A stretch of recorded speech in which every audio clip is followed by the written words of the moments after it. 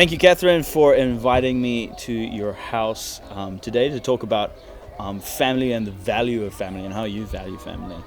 It's very exciting to talk to you today. You're doing well. Oh, sorry, you just make me laugh. No, that's okay. You are welcome. Oh. It's actually really nice to have you here. Yeah, it's been a long time. I know. Yeah. So, my first question. Yes. Who is Katherine? Who is Katherine? What do you do? What are your hobbies? What are you interested in? Wow. All sorts. Okay. I don't need to do age, do I? No, you don't. Don't Okay. worry about that. But I'm 51, I'm proud of it. Just saying. So yes, I am the mother to two beautiful twin girls who, of course, you know, Maddie and Molly. Yep.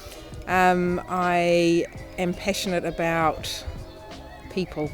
I'm passionate about my family, obviously. Also fostering dogs, Saving Hope. I love everything that the girls and I have done for them. And also, look, just anything that I can give my heart to, and, you know, feeding the homeless, anyone that needs anything, I want to be there. And that's my passion. And I also know that Cambodia is a big thing for you as well, Yes. with kindercare. Can you tell a little bit about that as well? Yeah, so I've been involved in that for, must be about 7 or 8 years. It was actually one of the first projects that I got asked to set up because of Lindsay. And thanks, Lindsay.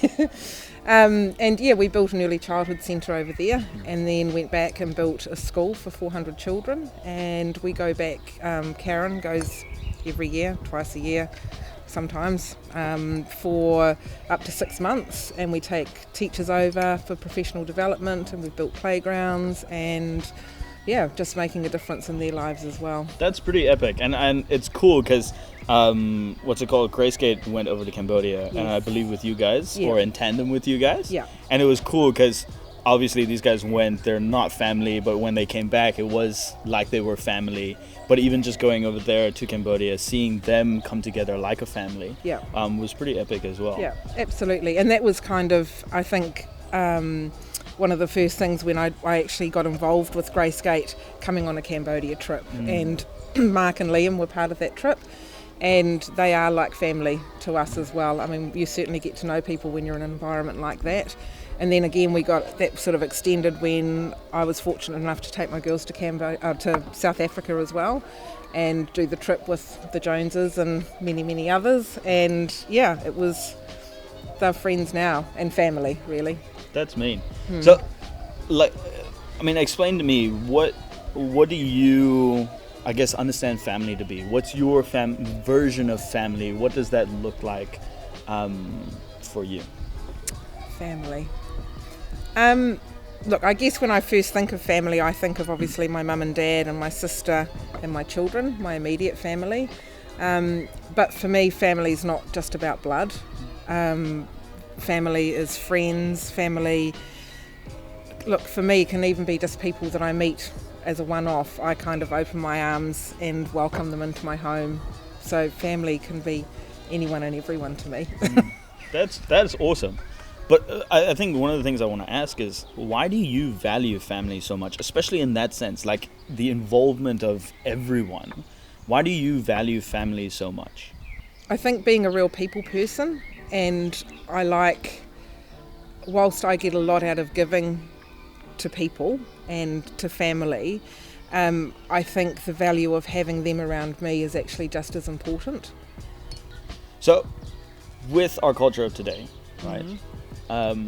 Do you think we value family enough? Do you think we should be valuing family enough? Like, what's the difference? Because, like, if I look at cultures today, I feel like the family isn't a big thing. Whereas, like, if I look at my parents, if I look at, like, even when I was younger, the family unit seemed to be a lot more important. Do you think we've kind of lost that? Why do you think we've lost that? How do you think we can come back to that? I certainly do think that we've lost it. I think there's different cultures that do family a lot better. You know, I was married to a Māori guy, and his family was massive. And I used to love getting together with them, and it was, you know, everybody sitting around probably on beer crates with the guitar out, singing and laughing, but it was always a massive family gathering. Whereas I look at, for instance, Christmas for myself and my girls, is often just my mum and dad and the girls and I. And that's not how I remember Christmas being as a child. You know, it was always, we had a lot more family around us, aunties and uncles, but everyone's moved away, everyone does their own thing. So yeah, it would be nice to change that. How do you think we can change that? How do you think we can actually bring that value of family back into like our lives and in our culture today? Get rid of social media. Fair enough. Well, I mean, I laugh about that, but I think about our time at home here of an evening, and even just with us living in this house together, everybody kind of goes off and does their own thing in the evening, and they're all on devices, including myself, and we kind of don't all hang out together. So even if you can start at quite an insular level within your own home and actually participate in things, then you bring more and more people along. If you were to give advice to, I don't know, a 26-year-old with a beard, if you were to give advice to anyone really about valuing family, what is something that you would want them to walk away knowing and remembering and really taking to heart and applying to life? I guess just know that family doesn't necessarily mean blood, and treat everyone how you want to be treated yourself, and actually really mean that from the bottom of your heart. Like, feel it. Don't just kind of go, oh yes, I want to treat you the way you treat me kind of thing. I just mean, like, really just love on everybody and extend your arms around many. I think that's awesome, and I actually, like, in all seriousness, I know that we joke around a lot, but I actually want to say thank you very much for valuing family the way that you do, because it isn't about just blood, like you said. It is about the people that are around us. It's about the friends that we invite in. It's about the strangers that we meet on the street, and actually treating people like they are family, like they are blood, I think makes a massive difference. And even at Grayscape, I don't know if you know this, but the difference that you've made in many people's lives because of the way that you treat them like family and take them in and look after them is massive. So thank you for valuing family the way that you do. You're welcome. And I hope it inspires some of us to actually value family like you as well. So thank you.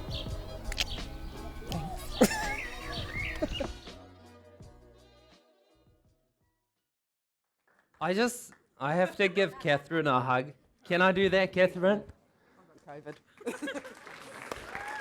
I was just thinking back on just times with Katherine, and I can she really embodies this whole message of, being family and open to everyone. And honestly, Katherine, today the message I'm going to share, if no one gets it, just go and model what Katherine's doing. Because I truly believe that's exactly what I want to communicate today. So yeah, appreciate Katherine, and can we give another hand for sharing? Hey, we're still in our series about a valuable life, and as you've heard, we're speaking about family. And I don't know about you, I don't know what your family context is or background, but growing up, I always, envisioned like I'd have that perfect family. And some of you have probably seen this picture on the back window of a car, right? The perfect family. And as Shaw was drawing this for me, she said the perfect family would be the husband would have, hair on his head.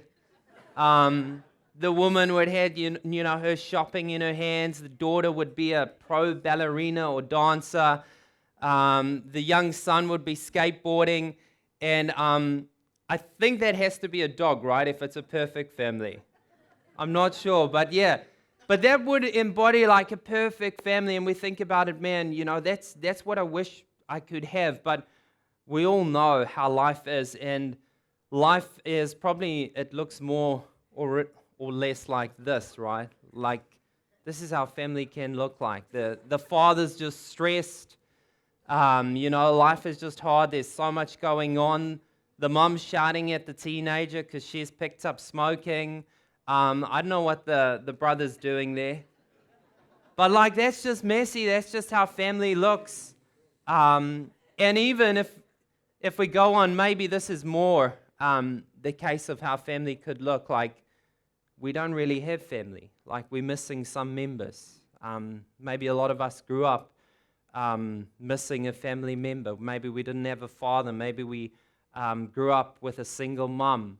All of us have some unique family backgrounds. And so today when I get up here and I try and share, hey, the value of family and living a valuable life, I think, it has so many sensitive and emotional depth connected to it. Each of us can relate to family. Some of us have some really great stories. Some of us have some really negative and some bad stories. But this past week, I was asking a few people, I said, hey, why do you value family? If you value family, why do you value family? And these were some of the answers that I got, that family is just devoted. They sold out on me. They have my back all the time. And I was thinking about this week. We went to visit some extended family members, and they've got 3 kids. And I was just like, the mum, pretty much her whole life is just around taking the kids to and fro to all their sports events and activities. And she's just sold out on that. She's solely devoted to making sure that these kids go to all their extramural activities. And when you think of family, you think of devoted, like we're devoted to each other. The other word that came up is loyal. Like, family is just loyal. It doesn't matter what happens. We've got each other's backs. We care about each other. We're there for each other. It's in our blood. You're part of my DNA. That's what family is. Other people shared that, family is about sacrifice. That, as we live in a family context, we sacrifice for each other. Often it could be the parents sacrificing for their kids, and it doesn't matter what we go through in life, and sometimes there's traumatic events where a parent would sacrifice so much to make sure that their family is okay. That's just what family is. That's how deeply rooted it is in us. There's, other people shared there's this unconditional love. Like, you're always welcome back home. You can come back home. We're not just going to kick you out for doing stuff that wasn't right. We love you. There's this unconditional love that family has for each other. And maybe as I share this stuff, this might not be your case. This is just what others have shared about what they see as family. And maybe even if this isn't your case and you can't really connect to this, I'm sure you would agree with me that this would be the ideal, right?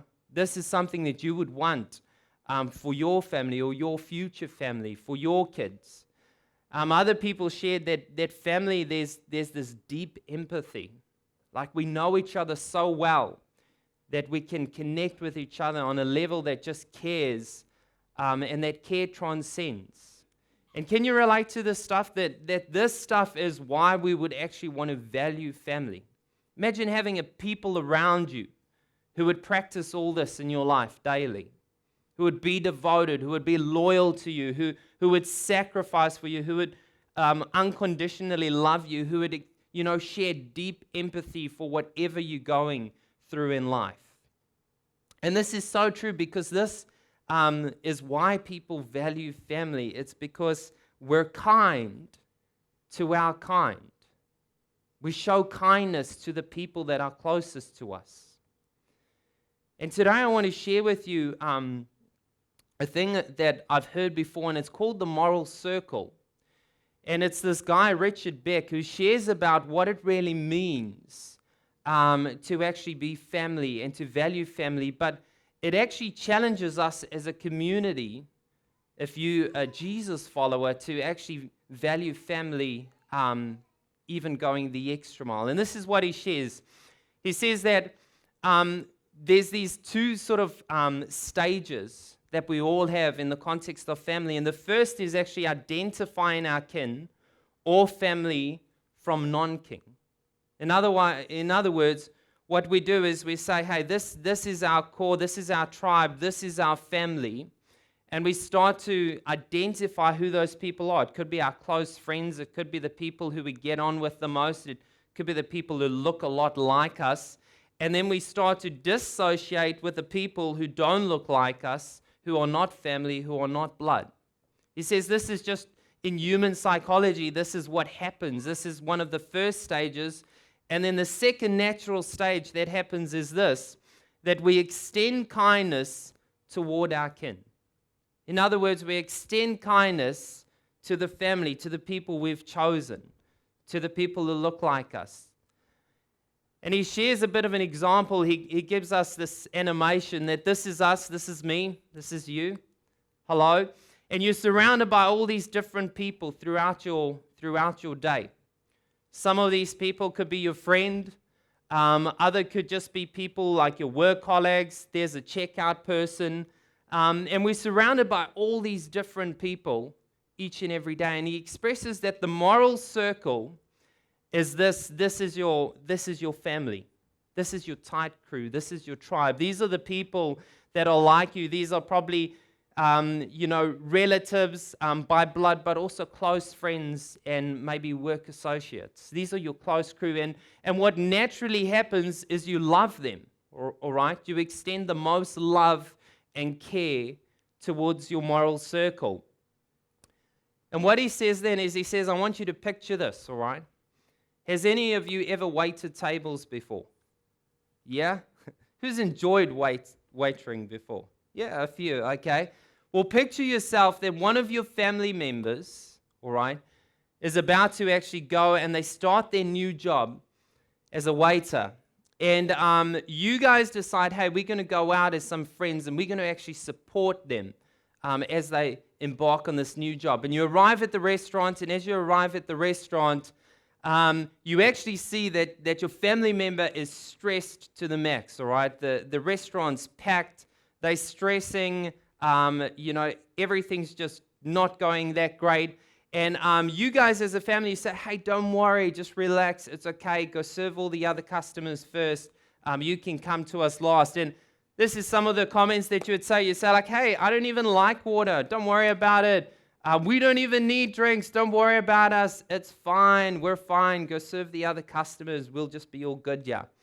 And probably about an hour later, you place your order, and it's like, hey, it's all good. This is my family member. We're here to support them. We care about them. And you order maybe a Scotch fillet steak, and a long time later, you get your meal, and it's actually a vegan salad. And you're like, hey, that's all good. No problem. No stress. We're all good. Can you relate to that? And you know what happens at the end of the night? This is what we do. We tip them, right? And we don't just tip them a bit, we over-tip them, all right, for their poor service. And why do we do it? Because they're family. So Richard then, he goes on and he says, but now I want you to picture something else. Imagine that you have no idea who this server is. And you already know where we're going, right? Because all of us can relate to this. You arrive there and maybe you ordered yourself a Coke and they give you a Pepsi and that's it. That's just the night spoiled right there. You're already thinking, hey, the tip's going down. We were paying to have a good time. What is this? We're not even having eye contact with the person anymore. And like it's almost like just, this is ridiculous. They're taking so long for our order. Can you relate to this? Yeah? And what do we do at the end of the night? Well, it's pretty clear. We don't tip them. We never come back. We maybe even write a bad review. Why? Because they're not our family, right? Because they're not our friend. Because they're just somebody else.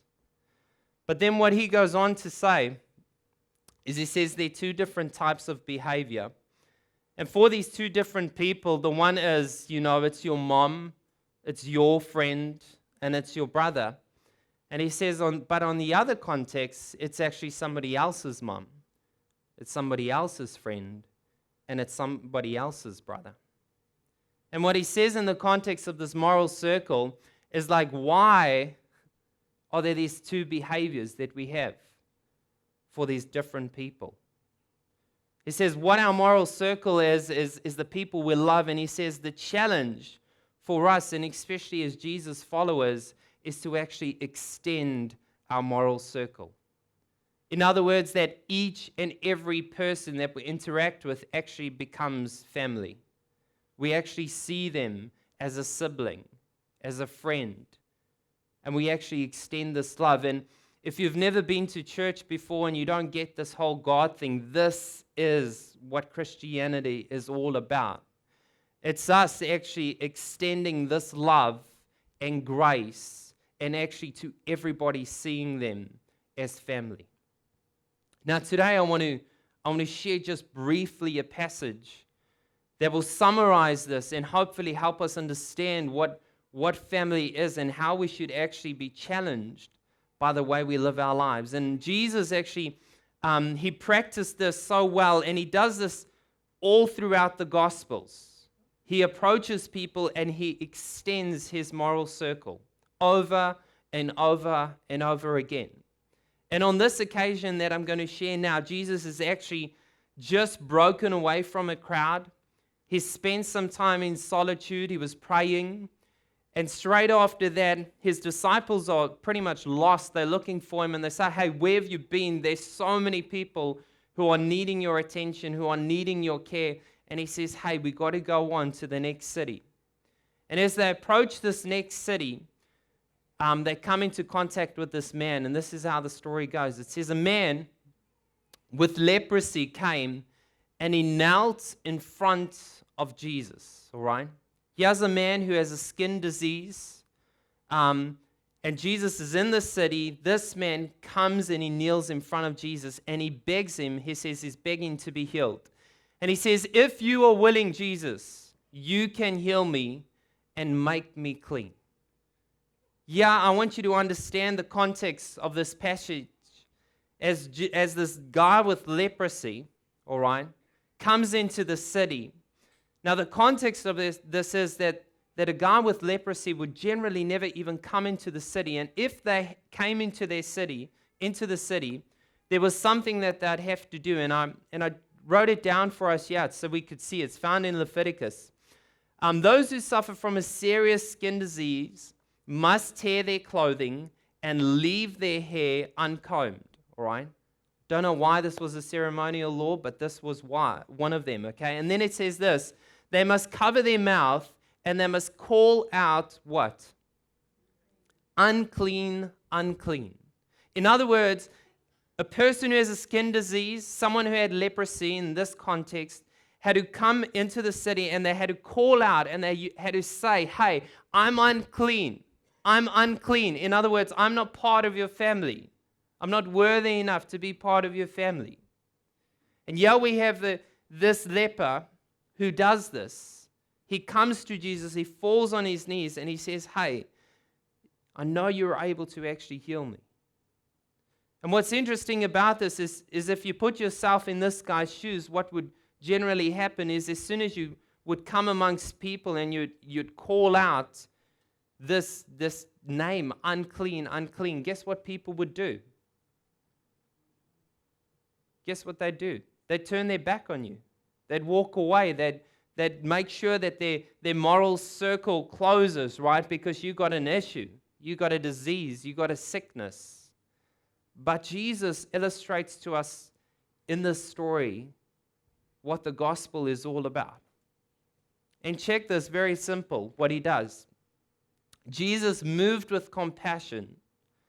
Jesus reached out and he touched him. And he said, I am willing, be healed.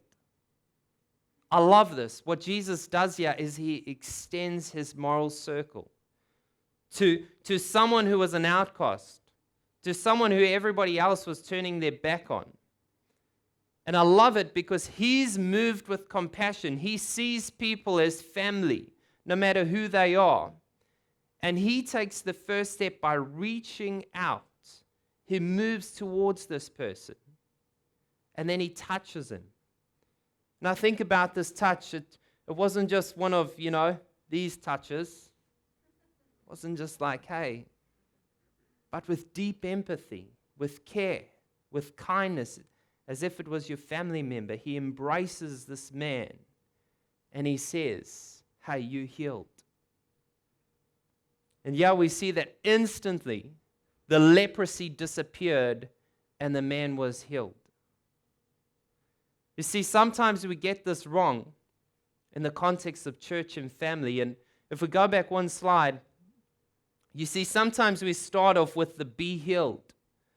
That we want everybody to just be healed. And if people are healed, if they're all good, and if they look okay, if they're like us, right, then we'll actually reach out.